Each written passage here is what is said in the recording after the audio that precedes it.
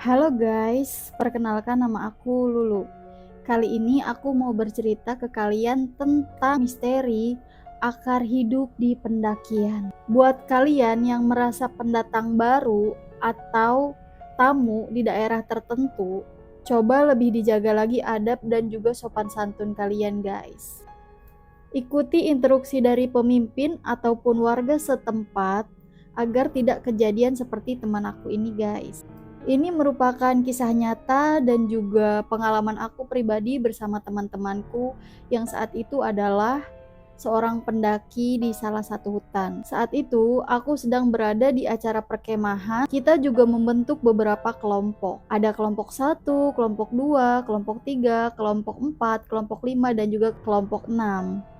Dan kebetulan saat itu aku berada di kelompok 6. Saat itu misi kita adalah terus berjalan ke dalam hutan, menyusuri hutan sampai akhirnya kita bertemu dengan pos perkemahan dan membangun tenda. Memang sudah disiapkan semua peralatan perkemahan itu guys, sampai tanda-tanda petunjuk jalan yang harus dilewati oleh para pendaki. Saat akan melakukan penjelajahan, semua diberikan nasihat. Jadi sebelum dilakukan penjelajahan, semuanya diberikan nasihat oleh pemimpin dan juga oleh warga setempat. Bahwa selama penjelajahan, kalian tidak boleh kancolah. Kancolah dalam bahasa Sunda artinya kalian tidak boleh bersikap sembarangan. Selama perjalanan kalian tidak boleh berteriak-teriak, bercanda yang berlebihan, apalagi sampai mengganggu sekitar. Hargai hutan ini. Walaupun ini hanya hutan biasa, tapi hutan ini adalah rumah untuk sebagian makhluk hidup dan kalian adalah tamu. Dan jangan coba-coba kalian mengusik tuan rumah.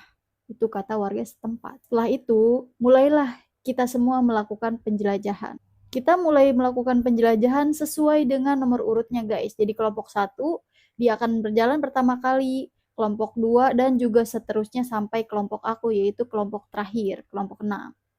Medan yang dilalui saat itu memang agak sulit guys, soalnya banyak sekali tempat-tempat terjal dan juga rawa-rawa seperti itu. Setelah sampai di perkemahan, semuanya berkumpul. Cuman saat itu pemimpin langsung mendekati kelompok kami. Mulailah terjadi keributan dengan wajah yang cemas. Katanya, apakah kalian melihat orang-orang dari kelompok 1 selama perjalanan tadi? Aku sama teman-teman aku cuman bisa saling menatap dong guys, kayak bingung gitu kan, kita baru sampai nih di perkemahan, tiba-tiba pemimpin nanya ke kita, kalian lihat nggak sih orang-orang yang ada di kelompok 1? Ya otomatis kita bingung dong, kita aja kan kelompok 6, yaitu kelompok barisan terakhir. Kelompok 1 kan yang harusnya udah awal sampai, tapi kenapa malah nanya ke kita gitu, kelompok terakhir. Tapi akhirnya pemimpin menjelaskan bahwa kelompok 1 tidak terlihat jejaknya sedikit pun. Yang duluan sampai ke perkemahan adalah kelompok 2, 3, 4, dan seterusnya sampai ke kelompok kami. Awalnya pemimpin merasa biasa aja, kemungkinan mereka selisih jalan, yaitu kelompok 2 dulu, kelompok 3 dulu. Awalnya pemimpin tidak merasa panik sampai akhirnya kelompok kami sampai ke perkemahan.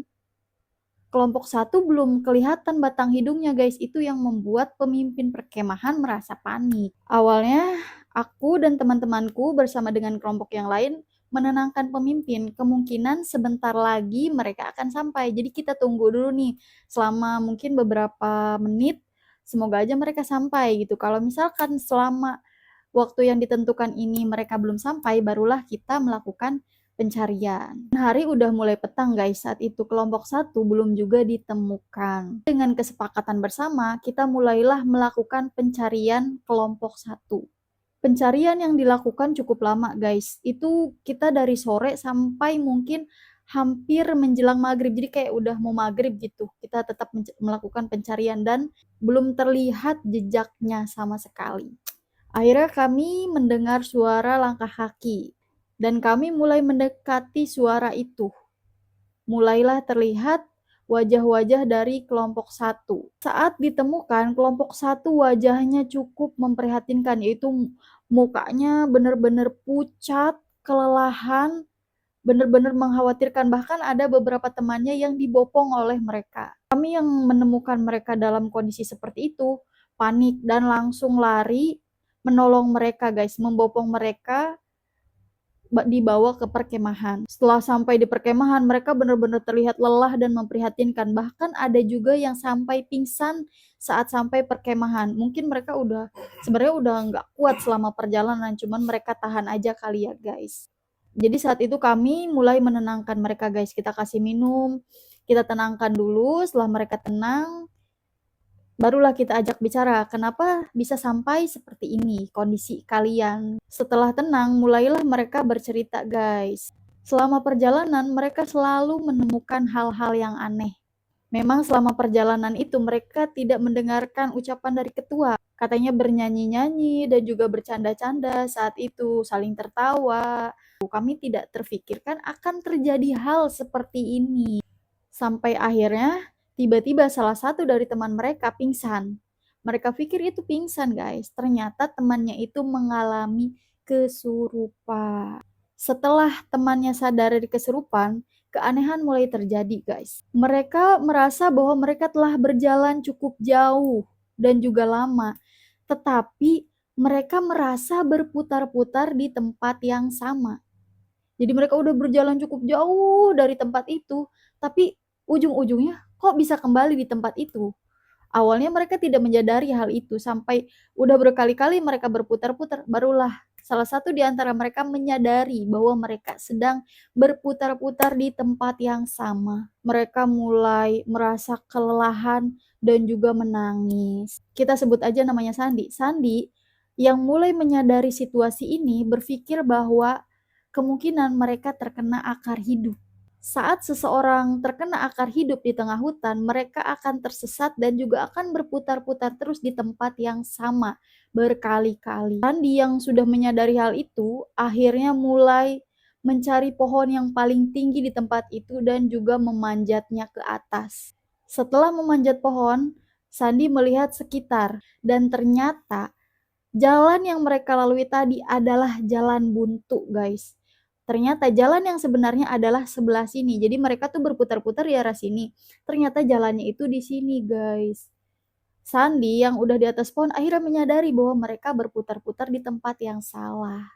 Setelah Sandi turun dari pohon, Sandi langsung instruksi ke teman-temannya bahwa jalan yang benar adalah di sini. Akhirnya mereka yang mengikuti instruksi Sandi mulai mengikuti Sandi dari belakang dengan kondisi yang sudah cukup kelelahan. Dan disitulah mereka ditemukan oleh kelompok yang lain yang sedang melakukan pencaharian mereka. Disitulah kejadiannya selesai guys. Apa hikmah yang bisa kalian ambil dari kisah ini? Sebenarnya untuk mitos ataupun fakta itu tergantung juga dengan keyakinan kalian. Cuman ini adalah kisah asli, kisah nyata. Banyak banget kisah yang bisa diambil dari kejadian ini adalah mau dimanapun kita berada, tetap menjaga kesopanan dan juga adab. Dimanapun tempat itu, kita adalah tamu. Bersikaplah seperti tamu. Terima kasih banyak buat kalian yang telah menonton videoku. Jangan lupa like, komen, dan share videoku. Terima kasih banyak guys. Bye-bye.